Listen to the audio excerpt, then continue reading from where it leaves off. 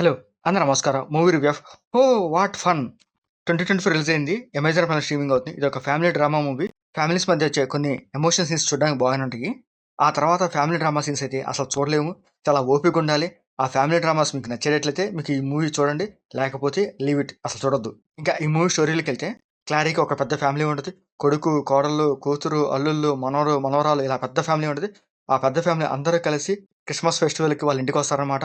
అక్కడొచ్చాక వాళ్ళందరూ ఒకళ్ళొకళ్ళు కలుసుకున్నాక అసలు ఏం జరిగింది అనేదే ఈ మూవీ స్టోరీ అనమాట. ఆ పాయింట్‌నే ఈ మూవీ స్టార్టింగ్ నుంచి ఎండ్ వరకు చాలా సింపుల్‌గా తీసుకెళ్తాడు. దాంతో పాటు కొన్ని కొన్ని ఎమోషనల్ సీన్స్ పెడతాడు.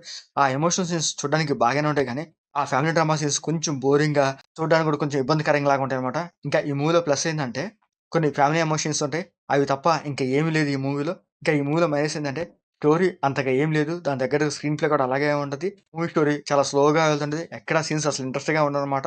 ఆ ఫ్యామిలీ డ్రామా సీన్స్ కూడా కొంచెం తలనొప్పిలాగా ఉంటాయి. అవేవో సీరియల్ డ్రామా సీన్స్ లాగా ఉంటాయి తప్ప గాని, సినిమా డ్రామా సీన్స్ లాగా ఉండవనమాట. ఇంక ఇలాంటి స్టోరీలు కూడా 1 అవర్ 40 మినిట్స్ సాగదీస్తాడనమాట. ఆ ఫ్యామిలీస్ మధ్య వచ్చే కొన్ని రిలేషన్‌షిప్స్ దాంతో పాటు కొన్ని ఎమోషన్స్ చూడడానికి బాగానే ఉంటాయి గానీ, మిగతా స్టోరీ అంత ఇంట్రెస్టింగ్‌గా ఏమి ఉండదు. బోరింగ్‌గా కూడా అనిపిస్తది. స్టోరీ కూడా చాలా స్లోగా ఉంటది. దాంతో పాటు వచ్చే సీన్స్ కూడా అలాగే కొంచెం స్లోగా, బోరింగ్‌గా అనిపిస్తది.